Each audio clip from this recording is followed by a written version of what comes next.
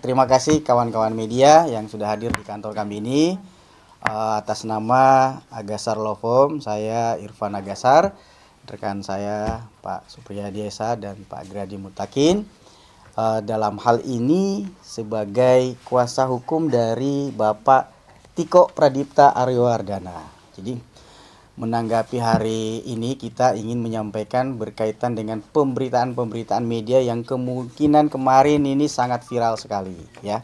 Di media berkaitan adanya kasus penipuan atau penggelapan yang menimpa ya klien kami, dalam hal ini Bapak Tiko, yang dilaporkan oleh saudari Arina Winarto ya.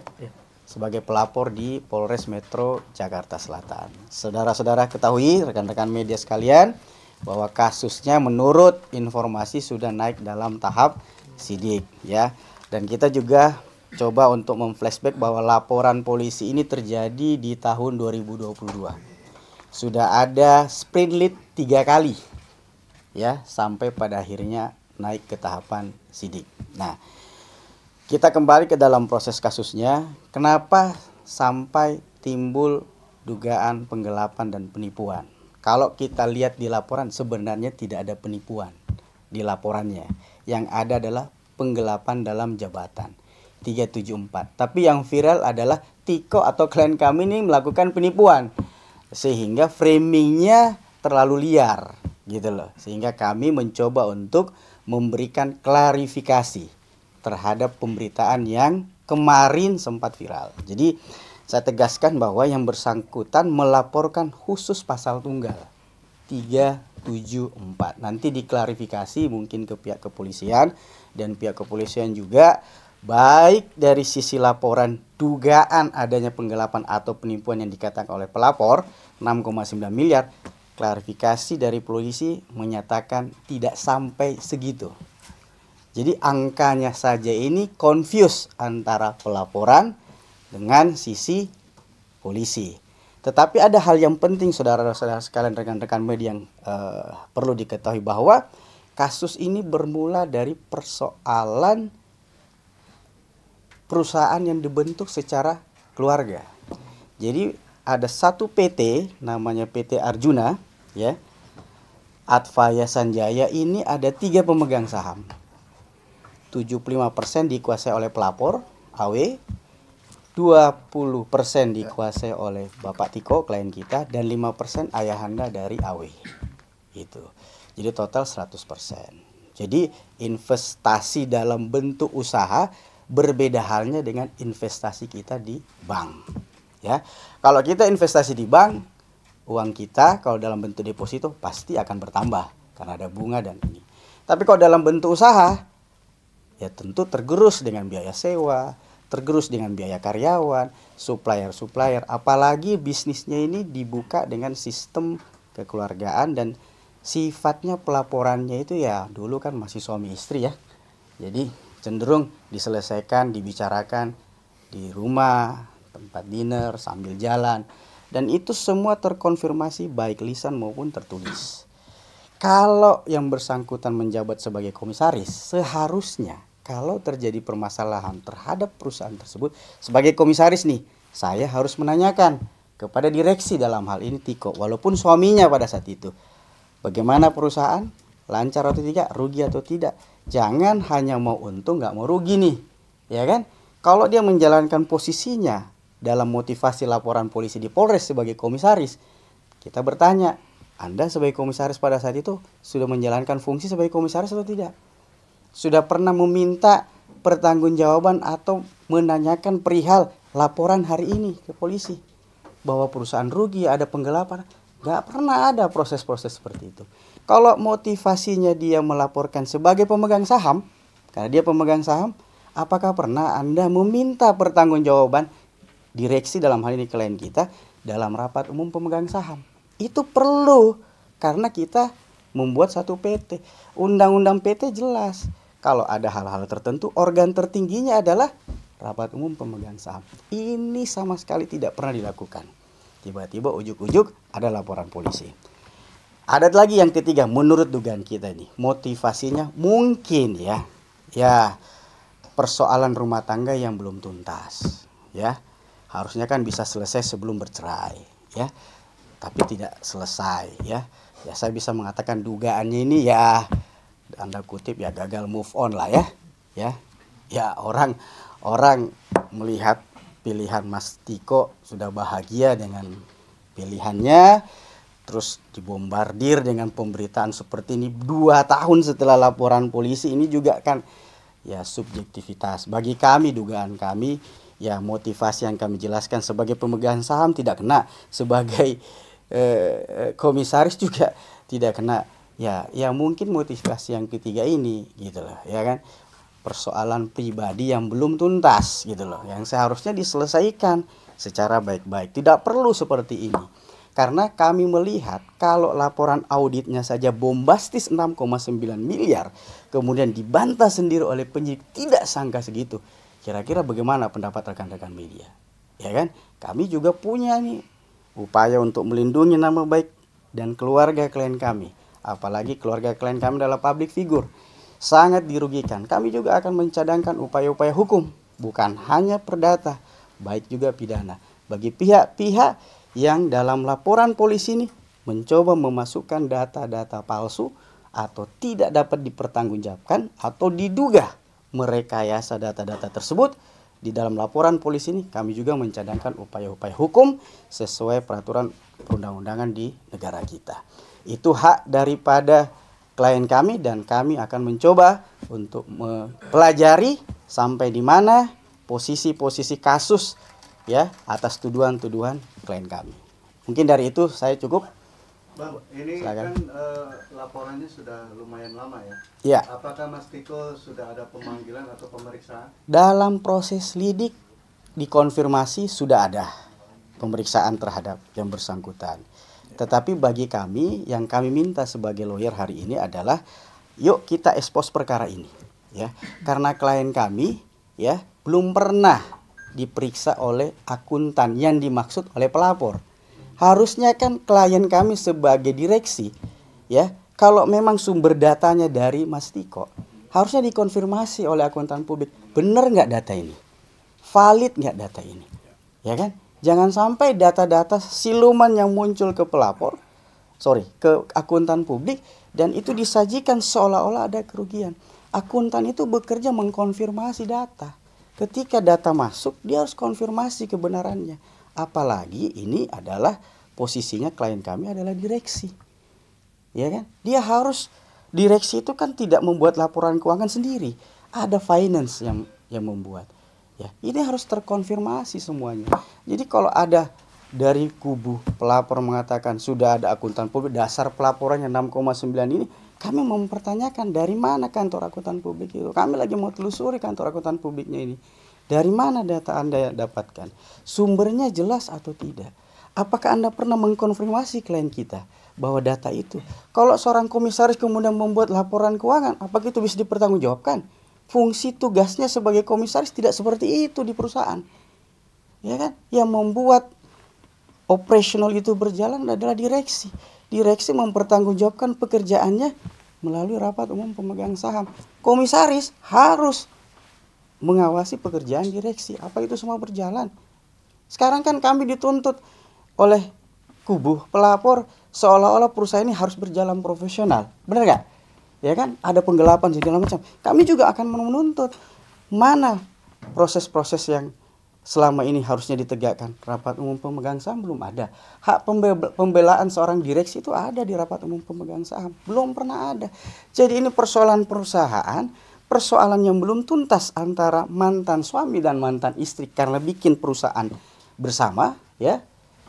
Kemudian dibawa ke ranah seolah-olah ini adalah kasus penipuan penggelapan personal.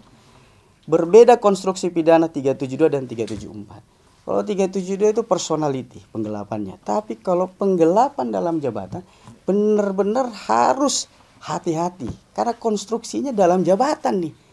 Harus diadili dulu lewat rapat umum pemegang saham. Dan perusahaan ini sampai sekarang existing sebagai badan hukum di Dirjen AHU. Belum pernah dibubarkan, likuidasi. Belum pernah ada pernyataan PKPU atau pilot. Jadi sampai saat ini perusahaan ini masih eksis. komisarisnya masih pelapor, direksinya masih klien kami, pemegang sahamnya masih mantan mertuanya Mas Tiko gitu loh. Jadi jangan upaya-upaya ini hari ini baru dibombastiskan. Kan kalau bukan hari ini istrinya public figure, boleh nggak berita ini? Nggak mungkin juga gitu loh. Benar nggak? Ya kan? Siapa sih Mas Tiko? Ya kan? Kalau bukan istrinya public figure ya nggak mungkin juga sih. Dan 2 tahun ini rentetannya kenapa nggak dibombastis di 2022? Ya kan ini pertanyaan gitu loh. Kenapa harus sekarang? Ya. Nah, perbedaan audit antara pelapor dengan polisi sendiri ini sudah jadi confuse. Jalan tengahnya kita audit bareng deh.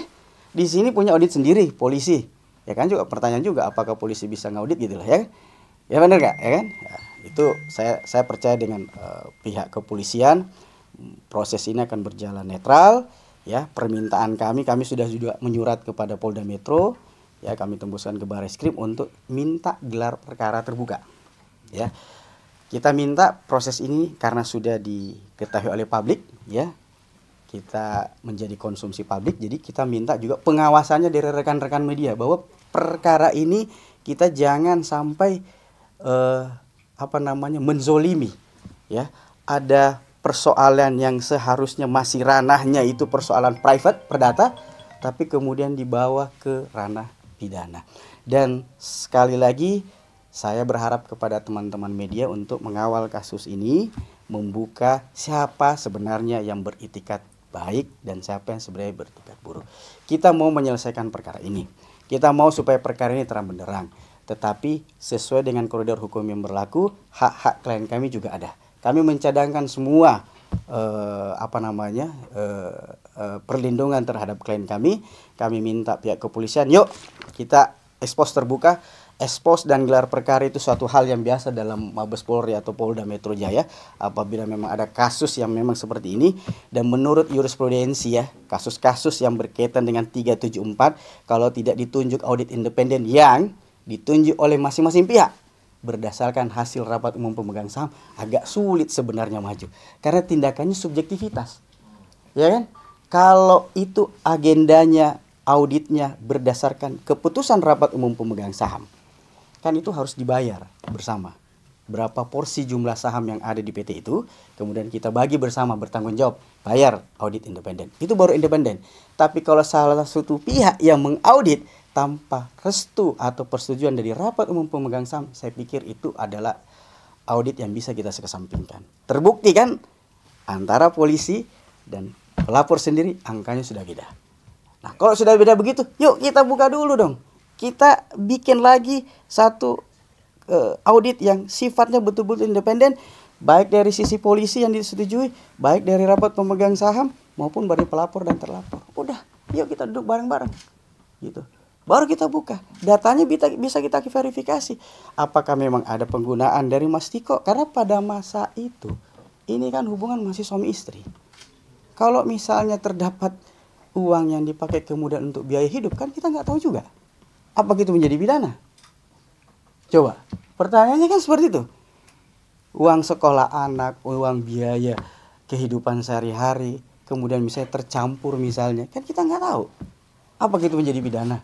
Masa kalau sudah diceraikan, ya kamu harus tuntut pidana kami, ya kan? Nggak seperti itu, harusnya bereskan dulu. Ya, Mas Tiko juga agak sulit berkomunikasi selama ini dengan mantan istri karena terjadi blokir telepon. Jadi ketika mau menjelaskan A, B, C, D dan segala macam, ya agak sulit juga gitu. Jadi kami minta juga proses ini tolong sekali lagi dikawal oleh teman-teman media. Jangan sampai ada penggiringan opini karena sekali lagi kami jaga keluarga Mas Tiko ya, karena yang bersangkutan juga baik bagaimana sudah jadi public figure, dia punya hak-hak private yang saya juga harus jaga sebagai lawyer. Bang, ya, silakan. Mas Tiko sendiri masih direksi sampai saat ini atau sudah? Kalau di badan hukum itu masih tercatat sebagai direksi. Sampai saat ini. Sampai saat ini. Jadi belum ada pemberhentian, belum ada rapat umum pemegang saham berkaitan dengan minta pertanggungjawaban, belum ada sama sekali. Gitu. Tadi kan pihak Tiko akan mengajukan upaya hukum gitu ya. Itu rencana kapan? Ya. Kita akan lagi mengumpulkan data-data itu berkaitan dengan upaya hukum ke siapanya, telapornya siapa. Kita lagi susun dengan data-data yang fix benar. Karena pasti ada pihak tertentu yang mensubmit data-data yang tidak benar. Nah itu pasti merugikan dengan kami. Apalagi pemberitaan yang bombastis seperti itu, ya kami akan cadangkan siapapun itu. Karena kami juga punya hak dan kami tidak dilarang untuk melapor. Pasti akan kami lakukan tindakan itu. Mau itu perdata, mau itu pidana, kita lagi rancang itu. Gitu. Bang, terkait temuan dana, aliran dana yang tudingan disebut aliran dana janggal yang dipakai oleh Mas Tiko itu, ya. bagaimana Bang? Begini. Yang kedua terkait dengan kan kasus sudah naik penyidikan, artinya sudah ditemukan tindak pidana. Nah itu langkah-langkahnya seperti apa Bang? Ya, jadi kalau yang poin pertama berkaitan dengan adanya aliran dan ini yang kita harus konfirmasi. Apakah Mas Tiko juga pernah dikonfirmasi berkaitan dengan itu? Ya kan? Jangan sampai subjek satu sisi memberikan laporan audit yang tidak pernah terkonfirmasi. Kalau memang ada aliran dana, ya kemana? Jangan sampai aliran dananya ke supplier. Jangan sampai untuk biaya sewa. Jangan sampai untuk gaji karyawan. Ini terkonfirmasi atau tidak oleh audit itu? Ya kan? Jangan sampai juga untuk biaya hidup. Jangan sampai juga untuk biaya anak sekolah. Ya kan? Kalau sekarang itu dipermasalahkan, kenapa dulu nggak dipermasalahkan? Kan suami istri, terbuka. Rekening saling mengetahui. Gitu. Ya kan? Itu yang. Nah, poin kedua, kenapa penyidikan saat ini? Apa langkah hukum kita? Ya tentu yang pertama sekali kami minta bahwa penyidikan ini tidak serta-merta menuduh Mas Tiko lah sebagai, ini kan belum ada tersangka, ya belum ada. Ini masih panjang karena kami minta juga langkah-langkah yang akan kami ambil adalah mengajukan gelar perkara terbuka, dan saya pikir rekan-rekan media tahu bagaimana proses gelar perkara dan ekspos perkara yang sering dilakukan baik di Polda Metro maupun Bareskrim gitu. Karena ini sifatnya Polres Metro, tentu kami minta digelar di Polda Metro karena wilayah dari Polda Metro Jaya gitu. Bang, dari pihak sebelah kan misalkan ada 6,9 M kerugian. Kalau dari pihak Atiko sendiri ada catatan kerugian itu gak? Terus yang kedua, perusahaannya saat ini masih beroperasional atau seperti apa? Begini, kalau laporan berdasarkan informasi klien kita, laporan rugi laba itu pasti ada, ya kan? Laporan kerugian itu pasti sudah disampaikan dan akhirnya perusahaan restoran itu tidak sanggup lagi beroperasi dan tutup, ya. Tentu itu sudah dilaporkan. Tidak mungkin masih kondisi suami istri kok ini, perusahaan itu masih ada, masih restoran itu masih jalan pada saat itu. Saat ini sudah berpisah dan itu restoran sudah tidak jalan, tapi existing badan hukumnya masih sampai saat ini. Kalau berkaitan dengan rugi, catatan dari klien kami, ya ruginya pasti ada, ya kan? Karena memang namanya restoran itu tidak semudah, kalau ya restoran kayak kaki lima mungkin ya segmennya gampang dihitung ya, tapi ini kan restoran yang middle up, jadi agak sulit untuk berkompetisi dengan restoran-restoran lainnya. Jadi butuh mungkin waktu 5 tahun, mungkin 10 tahun untuk eksis, ya. Ya sepanjang itu ya kita harus mengeluarkan biaya, ya itulah adalah risiko bisnis. Kalau nggak mau berbisnis ya jangan keluarin duit, ya cukup tabung di bank, kan uangnya bertambah, bunganya ada, uangnya aman, gitu. Jadi kan yang dituntut uang saya, modal saya gimana, ya kan? Ya sama-sama bikin modal, dan sampai hari ini sebagai catatan, Mas Tiko itu masih membayar supplier yang ditunggak sebagai bentuk pertanggungjawaban pemegang saham. Kalau kubu sebelah kan udah nggak mau tahu. Kok Mas Tiko masih bayar dari gajinya, masih dipotong untuk bayar itu. Jadi sebagai bentuk pertanggungjawaban itu dihitung nggak nih dalam audit itu?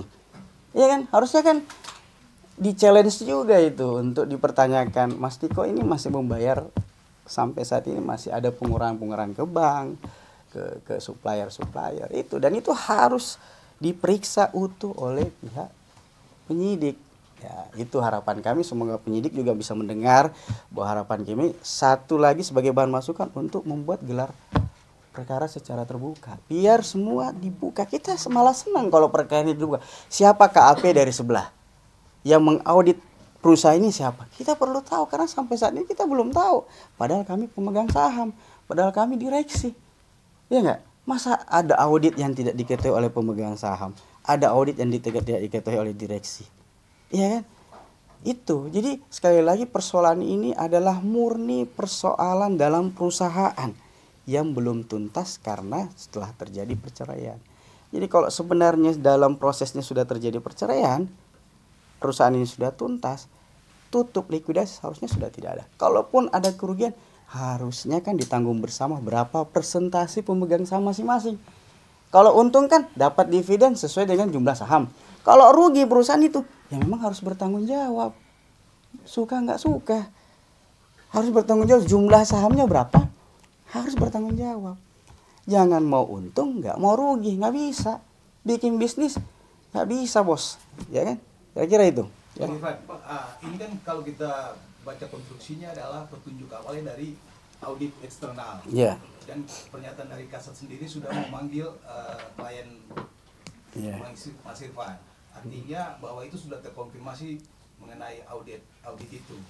Ya, petunjuk itulah yang akhirnya menjadikan perkara ini naik. Nah, pertanyaannya adalah apakah betul itu tidak terkonfirmasi ke Mas Irfan? Tidak terkonfirmasi. Saya sampaikan bahwa audit yang disampaikan oleh pelapor ya kepada maupun yang diajukan oleh pihak kepolisian belum pernah ada pemeriksaan kepada, menurut informasi klien kami ya.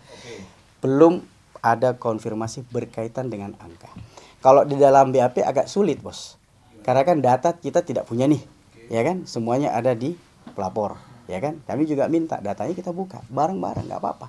Apakah itu ada cap basah dari Tiko, apakah itu hanya semacam Excel laporan biasa. Ini kan juga kalau akuntan itu kan harus mengolah data.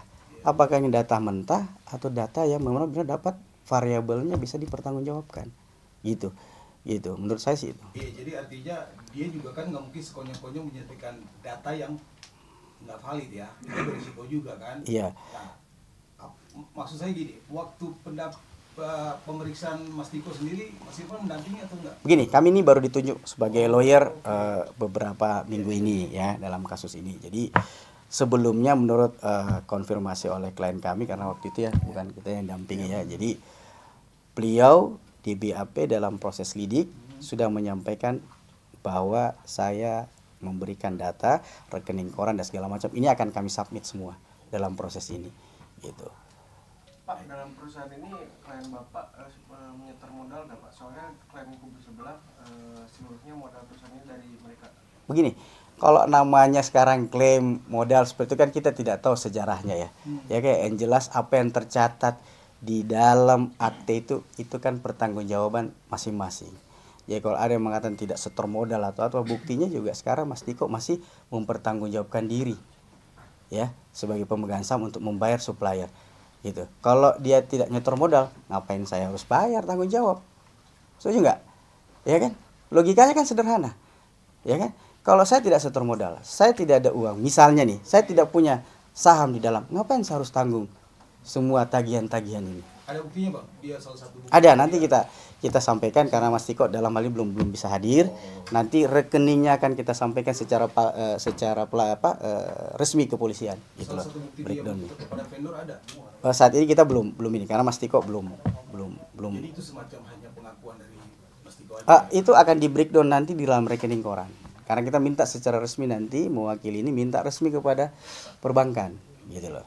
Oke, saya mau konfirmasi lagi bahwa apakah ini juga salah satu penyebab perceraian dari Tiko dengan si Awe? Saya tidak tahu seperti apa. Yang jelas kalau kita lihat dalam hubungan itu saya tidak mau mengomentari ya. Yang jelas kalau itu masalah keluarga harusnya diselesaikan masalah ini jauh-jauh hari. Kalau mereka kubu sebelah menuntut hari ini Tiko harus profesional menjalankan perusahaan dan mempertanggungjawabkan, harusnya zaman dulu harus ada rules, harus minta pertanggungjawaban Tiko, bukan sekarang, gitu loh. Jadi menurut Mas Irfan itu bahwa urutannya di internal perusahaan ini ada yang keliru gitu? Bukan keliru lagi, tidak dijalankan. Satu, kalau pelapor kan komisaris. Apa fungsi komisaris? Mengawasi pekerjaan direksi. Dia nggak boleh campur tangan terkait dengan operasional produksi. Pengawas.